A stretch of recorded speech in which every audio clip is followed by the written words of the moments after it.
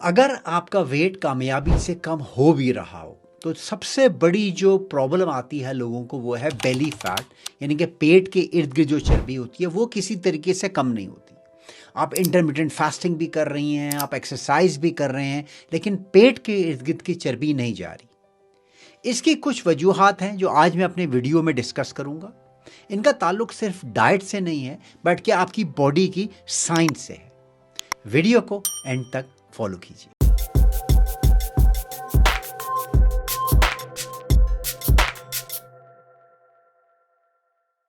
Intermittent fasting पे मेरे बहुत सारे वीडियोस मौजूद हैं। अगर आपने वीडियो वो अभी तक नहीं देखे तो उनको ज़रूर जाके देख लीजिए, क्योंकि मेरी नज़र में वज़न कम करने का बेहतरीन तरीका इंटरमिटेंट फास्टिंग है। मगर अगर इंटरमिटेंट फास्टिंग करने से चेहरा आपका कम हो गया, आपके बाजुओं पे, टांगों पे से चर्बी पिघल जाई, लेकिन जो पेट के इर्द गिर्द चर्बी है, जो बेली फैट है, वो नहीं पिघल रही, तो आप अमूमन तौर पे दो बिग मिस्टेक्स कर रहे हैं या कर रही हैं इंटरमिटेंट फास्टिंग में। पहली मिस्टेक ये है कि जो आपकी ईटिंग विंडो है, यानी कि आपने 16 घंटे का 18 घंटे का रोज़ा रखा, उसके बाद जो आपकी ईटिंग विंडो है 8 घंटे की, 6 घंटे की, उसमें आप कैलोरीज बहुत ज़्यादा कंज्यूम कर रही हैं या कर रहे हैं। आप प्रोसेस फूड खा रहे हैं, बाजार का खाना खा रहे हैं, तली हुई चीज़ें खा रहे हैं, समोसे पकौड़े खा रहे हैं। उसके अलावा फ्रेश फूड और फ्रेश फ्रूट और फ्रेश मीट नहीं खा रहे, बल्कि प्रोसेस फूड सुपरमार्केटों वाला ठेलों का खाना खा रहे हैं। उसके अलावा आप कैलोरीज ज़्यादा कंज्यूम कर रहे हैं। देखिए, अपनी कैलोरीज को ट्रैक कीजिए। सिंपल सा फार्मूला है। अगर आपका वजन 100 पाउंड है, वैसे तो 100 पाउंड बहुत कम वजन है, लेकिन मिसाल के तौर पे अगर आपका वजन 100 पाउंड है, उसको 15 से मल्टीप्लाई कीजिए, ये हो गया 1500। आपकी जो एक दिन की कैलोरी चाहिए, मेंटेनेंस कैलोरी है, वो है 1500 कैलोरी। अपने वजन को पाउंड में 15 से मल्टीप्लाई कीजिए, जितना भी वजन है पाउंड में 15 से मल्टीप्लाई किया, 1500 आया। 1500 कैलोरीज में आप अगर रिड्यूस करेंगे 15 to 20% कैलोरीज, 1500 कैलोरीज की 15 to 20% कैलोरीज तकरीबन 300 साढ़े 300 हो जाएंगी। तो इसका मतलब है कि आपको हर रोज वजन स्लोली कम करने के लिए 1250 कैलोरीज की जरूरत है। इससे ज़्यादा खाएंगे तो वजन बढ़ जाएगा। तो अपनी कैलोरीज को ट्रैक कीजिए। ये लोग बहुत बड़ी गलती करते हैं कि इंटरमिटेंट फास्टिंग में भी ओवर कैलोरी खाना खाते हैं। दूसरी गलती जो है, जो मैंने इसमें भी मेंशन की, लोग करते हैं इंटरमिटेंट फास्टिंग में कि रिफाइंड कार्बोहाइड्रेट खूब खा रहे होते हैं। रोटी, चावल, क्रोसान, पीटा, बेगल, पेस्टा, गंदम से बनी हुई चीज़ें, सफ़ेद आटा, सफ़ेद चावल, जितनी भी इंटरमिटेंट फास्टिंग कर लें, अगर फूड आपका ठीक नहीं होगा जो मैंने इंटरमिटेंट फास्टिंग में बताया, तो आपका वजन जो है वो कम नहीं होगा। अगर मेरा आज का वीडियो आपको अब तक पसंद आ रहा है तो अपनी फैमिली और फ्रेंड्स से इसको शेयर कीजिए, मेरे चैनल को लाइक और सब्सक्राइब कीजिए।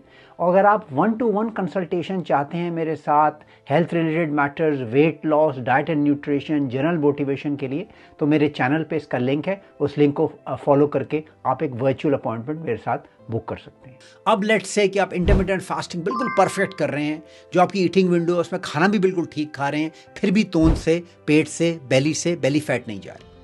इसकी जो सेकंड मोस्ट और मेरी नज़र में जो सबसे बड़ी इंपॉर्टेंट जो फैक्टर है वो है हार्मोनल इम्बैलेंस, जिसका बहुत सारे लोगों को नहीं पता होता। अक्सर ये जो वीडियो वगैरह पे हैं इंटरनेट पे, ये भी इसके बारे में जिक्र नहीं करते। लेकिन 3 अहम हार्मोन हैं, औरतों में भी और मर्दों में भी, जो आपकी बेली फैट को पिघलने नहीं देते। एक इंसुलिन, दूसरा टेस्टोस्टेरोन और तीसरा कॉर्टिसोल। कॉर्टिसोल आपका वो हार्मोन है जो स्ट्रेस से रिलीज होता है। अगर आपको किसी किस्म का भी स्ट्रेस है, घर की प्रॉब्लम है, जो है बच्चों की प्रॉब्लम है, किसी किस्म की फैमिली में कोई इशू है, हेल्थ इशू है, जॉब इशू है, आप हमेशा क्रॉनिक स्ट्रेस में रहते हैं, झगड़े चल रहे हैं, आपकी पर्सनैलिटी वैसी है, वैसे तो सब कुछ ठीक है, लेकिन आपकी पर्सनैलिटी स्ट्रेस वाली है, तो कॉर्टिसोल सिक्रीट होता रहेगा। कॉर्टिसोल कभी भी आपकी बेली फैट को पिघलने नहीं देगा। मेडिटेट करिए, म्यूजिक सुनिए, अपनी पर्सनैलिटी को चेंज कीजिए, कॉर्टिसोल को कम कीजिए। दूसरा, टेस्टोस्टेरोन। बढ़ती उम्र के साथ टेस्टोस्टेरोन कम होना शुरू हो जाता है। जब टेस्टोस्टेरोन कम होगा तो बेली फैट ऑटोमेटिकली एक्यूमुलेट होती है और ये चर्बी कभी भी नहीं पिघलेगी। टेस्टोस्टेरोन को कैसे बढ़ाना है, इसके ऊपर भी मेरे एटलीस्ट 3 वीडियो हैं, ये आप जाके देख सकते हैं। तीसरा अहम हार्मोन है इंसुलिन। जब तक आपकी बॉडी में इंसुलिन रेजिस्टेंस है, आपकी बॉडी से बेली फैट कभी भी कम नहीं होगी। इंसुलिन रेजिस्टेंस कहते होती है जब आप रिफाइंड कार्बोहाइड्रेट खाते रहते हैं, आप क्रिस्प खाते हैं, पेप्सी पीते रहते हैं, कोक पीते रहते हैं, चावल, रोटी, मिठाइयाँ, रसगुल्ले, बिस्किट, ये सब रिफाइंड कार्बोहाइड्रेट है। ये आपकी बॉडी को इंसुलिन से रेजिस्टेंट कर देते हैं। अगर आप चाहते हैं कि आपकी बॉडी में इंसुलिन रेजिस्टेंस ख़त्म हो तो ये रिफाइंड कार्बोहाइड्रेट ख़त्म करें। तो ये 3 हार्मोन अगर आपकी बॉडी में इम्बैलेंस है, टेस्टोस्टेरोन लो है, कोर्टिसोल बढ़ा हुआ है और आपको इंसुलिन रेजिस्टेंस है, तो कभी भी बेली फैट नहीं पिघल सकती। अगर आप ये सोचते हैं कि सब कुछ करने के बावजूद भी क्यों मेरी जो है तोंद की चर्बी नहीं जा रही, तो इसकी मेन वजह यही है। अब इसके लिए मैं आपको 5 स्टेप बताता हूं जो आपने करने हैं, जिनसे आप इन चीज़ों को अचीव कर सकते हैं। पहला स्टेप, कॉफ़ी जो है वो आपकी हेल्थ के लिए बेहतरीन है। कॉफ़ी पीजिए सुबह में, मैक्सिमम 12-1 बजे के बाद, दोपहर के बाद कॉफ़ी मत पीजिए, क्योंकि कॉफ़ी जो है हाइपर स्टिमुलेंट होती है, इसकी हाफ लाइफ ज़्यादा होती है, आपको रात को ये नींद नहीं आने देगी। रात की नींद बेहतरीन है कोर्टिसोल को कम करने के लिए और टेस्टोस्टेरोन को बढ़ाने के लिए। कई दफ़ा मैं अपने वीडियो में कह चुका हूं कि अगर आप रात को 10-11 बजे सो जाते हैं, सो जाती हैं और सुबह 7-8 बजे उठते हैं, तो बेहतरीन सर्कैडियन रिदम है। कोर्टिसोल लो रहेगी, आपका स्ट्रेस लो रहेगा, मूड बेहतर होगा और टेस्टोस्टेरोन इंप्रूव होगा। दूसरा स्टेप इन हार्मोनल बैलेंस को बराबर करने का ये है कि बाहर जाके वॉक कीजिए। गर्म मुल्कों में जहाँ गर्मी होती है वहाँ पे अगर आप दिन में नहीं निकल सकते तो रात को खाने के बाद हर रोज़ गारंटीड आधा घंटा वॉक कीजिए। आपकी कोर्टिसोल लो होगी, स्ट्रेस लो होगा, मेलेटोनिन बढ़ेगी।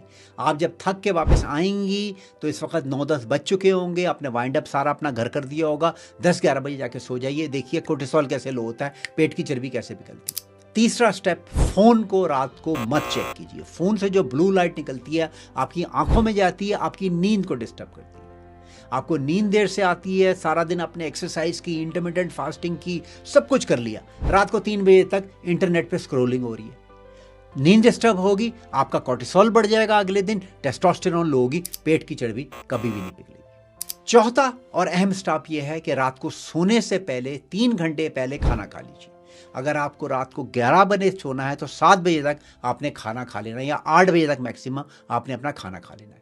3 उसको घंटे लगेंगे खाने को, जिसम को मेटाबोलाइज होने के, अपने आप को वाइंड डाउन कीजिए और जाकर सो जाइए। जितनी देर से खाना खाएंगे और जल्दी सोने की कोशिश करेंगे, बॉडी का मेटाबॉलिज्म डिस्टर्ब होगा, स्लीप डिस्टर्ब होगी, हार्मोन इम्बैलेंस हो जाएगा। देखें, पेट की चर्बी या बेली फैट को कम करना बहुत मुश्किल टास्क है।